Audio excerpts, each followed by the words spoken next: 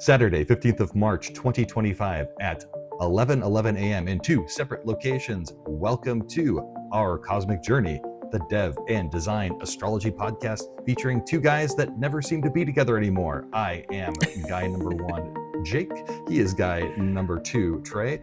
That makes you sound like Pooh. Hello, Trey. Hello, Jake. You are not Pooh. Hello. But I did notice that you are number one and I am number two. We know this to be true. This is consistent with our marriage vows. We know this to be true. Feel free to look at the picture of us in our Spouse A and Spouse B shirts at this moment here, where I put that in.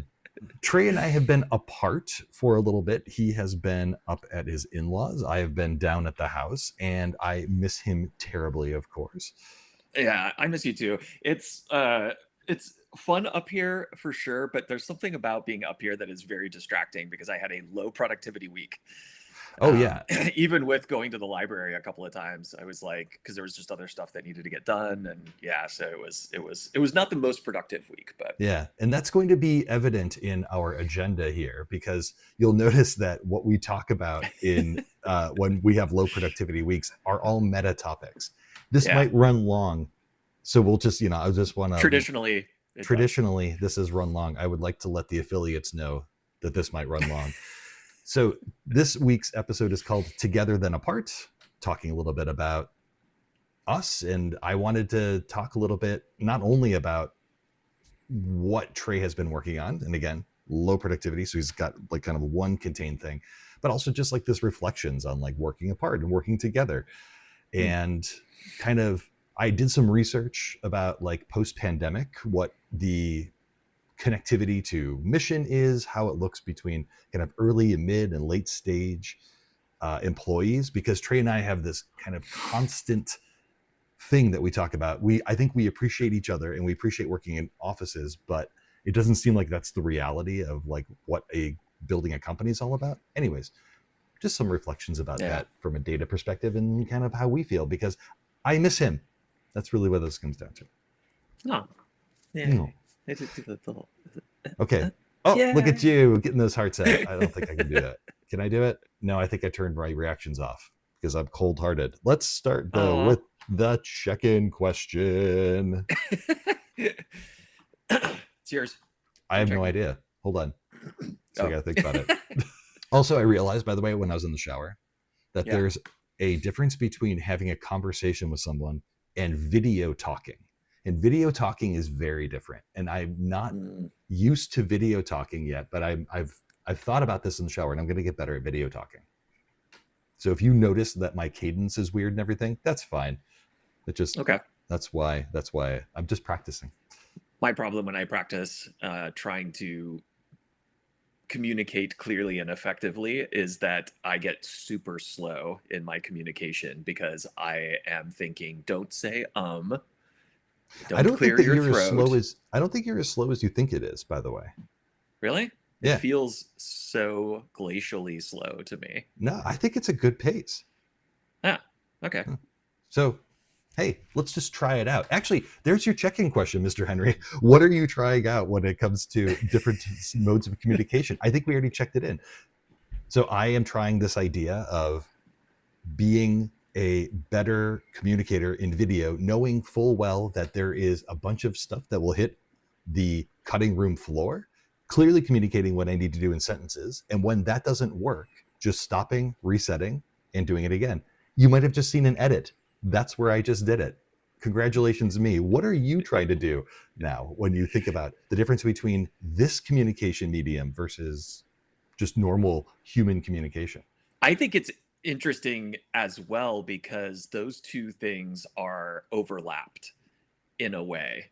It's sort of how I think about it like Toastmasters or something like that, where you sort of learn the art of speaking to a group or speaking publicly, and in theory that improves your ability to cogently speak even in a one-on-one context. And I think in modern, maybe American communication, we allow ourselves to be very sloppy in one-on-one communication. And I think that's fine most of the time or a lot of the time.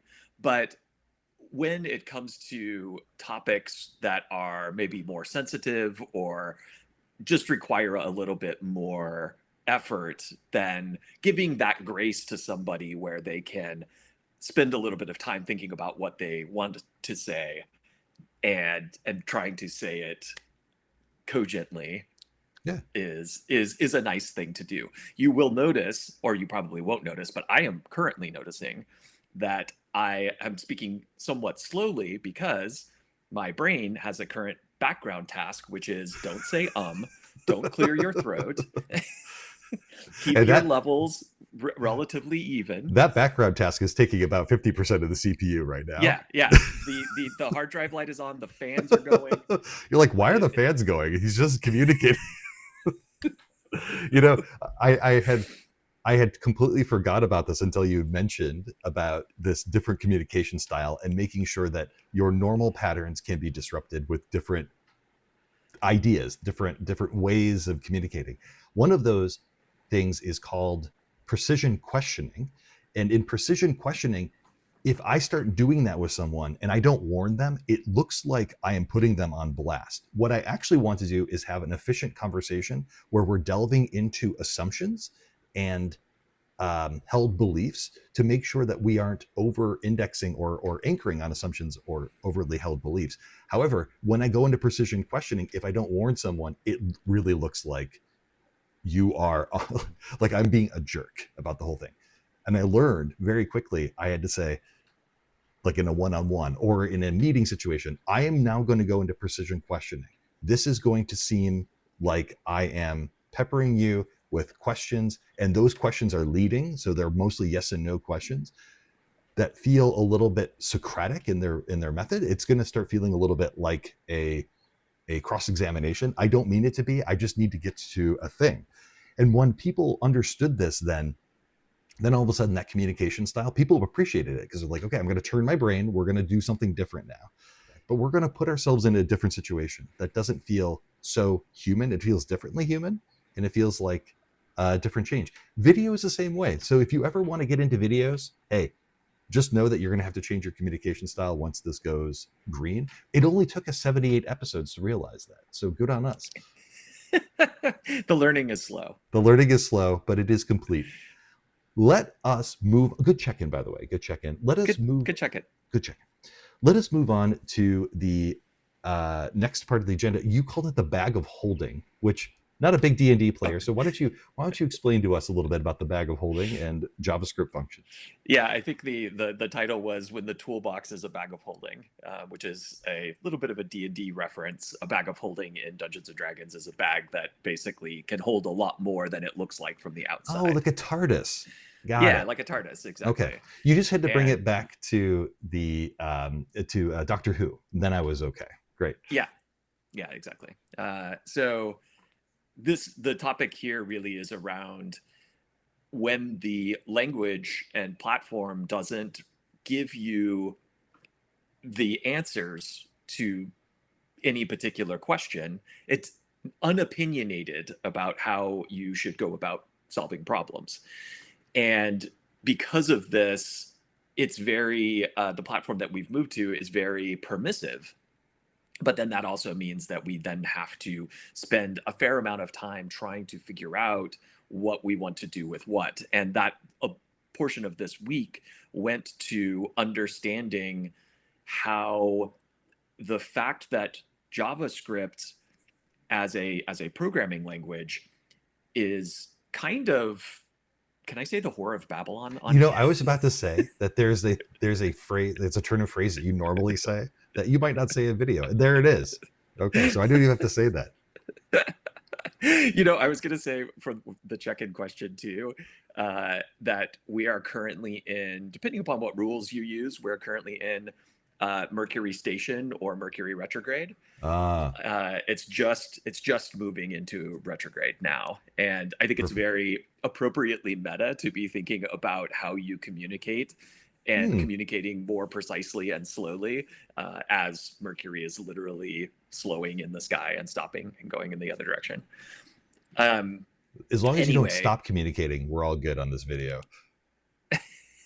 Well, I was also thinking about how we don't leave gaps for other people to think about what they want to say. I notice this a lot now with you because you've gotten so good because of the library and all of that training. You've gotten very good at communicating, particularly with people who are older or maybe need a little bit more time to put their thoughts together. Yeah. You can see that Vulnerable somebody, communities. yeah, you can see that somebody is thinking, and we're, especially in the American West, I would say, we have this tendency to fill every single beat with something. I Yeah. definitely do this. Yeah. And there is a grace to giving some space so that somebody can think for just a second about what they are trying to say, you know? And it's reinforced by videos in particular, like YouTube videos and stuff like that, where they're so heavily edited that it seems like everybody always says exactly the right thing, Oh that you yeah. never see the 200 cuts, like especially on these really high end YouTube videos where they're very highly produced and there's a whole team working on them. You would never know that the person who is talking is all over the place and clearing their throat and saying 1,000 times, you know. Yeah. Anyway, that was a, we can't apparently leave the topic of communication yet. No, Mercury is here. Here we go. Anyway, they are stationed. They're here. they're Okay. here. So But sorry, you were at Whore of Babylon. Continue. I was. It all it means is that when it comes to what tools we decide to use and how we decide to implement them requires us thinking a bit more about things with this platform. And so this week I did spend a little bit of time understanding how to do something called immutability in JavaScript. This is a programming language thing. The details don't really matter, but many programming languages, including the one that we were using before, Elixir, is immutable by default. JavaScript is not, but immutability is important in some cases. And so how do you do it? What is the right way to do that? And that's a non-trivial answer in JavaScript, which is part of JavaScript's strength and also part of its, I'm not going to say that it's a weakness. It's not a weakness. But it's a choice. It's not a weakness. It's just you have to think about it more. You just have to think about it more. So anyway, that's hard drive lights are going. We're making decisions. We're talking in certain ways. That's really what this comes down to. Next week, then, now that you've been making these decisions about immutability and the bag of holding, and you have tempered the wiles of the Whore of Babylon into, I guess, the Maiden of Babylon, what will we be expecting then next week? Sometime next week, I'll be able to get the client side persistence done so that we can store users' data on the client, not the server side sync piece, but that will enable us to continue to move forward with getting chart rendering and everything moved over, which this is like the one piece needed for that. Well, thank you for explaining the toolbox and the bag of holding, the almost infinite decision trees that we have to go down. Only other thing I would say here is, because we are running a little bit longer and I suspected we weren't going to talk about anything and I just kind of filled it in, just reflections on working apart versus working together. And I did a little bit of research, like I said, which is funny because I don't think I did any design work for Cosmic, but I did do research for this. So where are my priorities at? Good question, viewer. Let us know below. Comment and let me know that I am terrible at deciding if I'm just reflecting on what it means to work apart.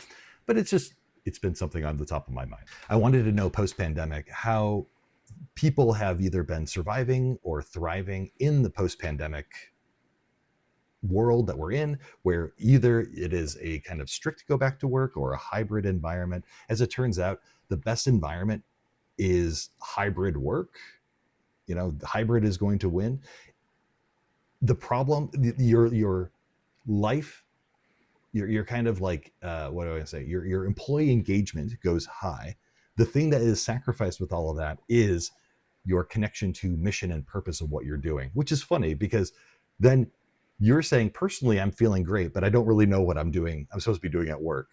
And that's, I think, why folks that are in management are like, well, what's the point then? Like, I'm glad that you're feeling good, but we do need you to know the mission and purpose of what you're trying to do here. So that's number one, the kind of conundrum to deal with. Number two was for younger folks, the idea of these hybrid environments actually was very challenging. Folks started feeling like they were just surviving or that they were completely underwater. They had no social connections. Their young career, 18 to 24 years old, they are very impressionable. They want to learn, but they don't have the outlets to learn. And I think what a lot of companies ended up doing, this is certainly true for HelloFresh when I was working there, is that we just stopped hiring new folks, that we only started hiring mid-level and late-stage career folks. So the weird, funny thing is you come out of college, you're in a pandemic, you go to this environment, you're like, I'm not learning anything. I'm stuck at home all the time. And I don't know how to reach out and ask for help or even have those, what they call water cooler moments where you are just learning something while meeting somebody. And then companies that were in these hybrid work environments were like, oh, okay, I guess you just can't learn. So we're just going to stop hiring new folks. And then it's like the absolute wrong thing to do. They're like, can you please give me some structured ways to learn? And the companies were like, no, goodbye. Like, we're going to only hire mid-level and high-level folks. And I think for folks like me and Trey, like working independently and being late career is great because we can segment our time to be very focused when we're not at our in-laws' house. We can segment our time to talk when we need to talk. My ideal working scenario is where I am co-located with the people I am working with, and there's a shared vision on what that stuff is, but I have the ability to focus locally. We were just talking about this at Microsoft. Both of us worked at Microsoft back in the day, and Microsoft, I think, still is mostly an office culture. So you would have your own office, but you'd be in a portion of a building working with other people on the same stuff. So when I was working on the .NET framework, Anders Hallsberg worked down the hall from me. So when I had a question about the compiler, I could literally walk down the hall and talk to him. However, I could also close my door and have complete quiet in my office. And I had a couch in my office and I could take a nap there. And all of that really was great. I think one of the best working environments I've ever been in. And now I would say my best, most highly productive times is when I'm with Jake and we are at the library. You are focused, you're in an environment that allows for focus, you're with somebody so that you can ask questions, but also there's a ephemeral nature to being with people that are doing something similar. It's the same thing between working out at home versus working out at the gym. They're not the same thing because you're around a bunch of people that are all working out together. You're aligned on the mission of, exactly, physical exercise or whatever. Yeah. And when you're working out at home, you're just kind of floating on your own and you're just hoping that you're doing the right thing. And I guess, and every time you go down for a push-up, your dog starts licking your face. Oh my God. Oh, I can't tell you how annoying that is. One of my pet peeves when I was working at a company was folks that were working from home that had kids that were staying home. And my pet peeve was, it seemed like every call I was on with those folks, the kid would come in and interrupt the call. And there was this expectation that we all be like, oh, it's so cute. Oh, it's so adorable. And all I wanted to tell the parent was, put some boundaries in place. We're trying to have a conversation. Can you make this like a 20% case, 1 out of every 5? Because this idea that this kid interrupts every time and turns this into like a disruption is like the worst of both worlds. So if you're one of those parents, cut that crap out. It's terrible. Nobody cares about your kid as much as you do. Nobody thinks your kid is super cute. No one likes your dog as much as you like your dog. So like, just temper that, okay? 1 out of every 5. Put a counter down. Put tick marks down. It'd be great, okay? That's my tip for you all. Yeah, good tip. Yeah, turned angry. Control your kids, control your pets. Yeah. Oh my God, Saturn. Yeah, welcome to Saturn in Virgo. The only other thing I would say about hybrid environments, and this is something that I personally felt, but also was borne out from the data, when I was at HelloFresh and I was having pure digital conversations with folks, either by text or purely mediated through a camera, was that I was not giving them the grace that I would give somebody that I knew personally. And there's there's a whole like psychological thing about this, which is called either positive sentiment override or negative sentiment override. If you don't know somebody personally, if you are a pessimistic person, you will just go to negative sentiment override. Microsoft had this whole culture thing that was like, assume best intentions. So when somebody says something, you have to assume that what they're doing is the right intentions.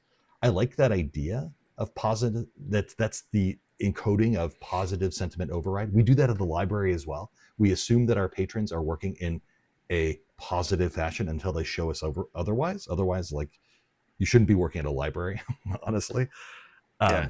But this idea of building personal connections that are in person helps to build this idea of trust, and the positive sentiment override that comes with that. I think that's the biggest part that I always felt like was missing from purely remote environments, and sometimes in hybrid environments where those folks that there are folks that I would never see because they would just never come to the office. And so I just assumed, I just never knew them personally. And so therefore I assumed either neutral or bad intentions. And it sucks. That's a human thing that we do.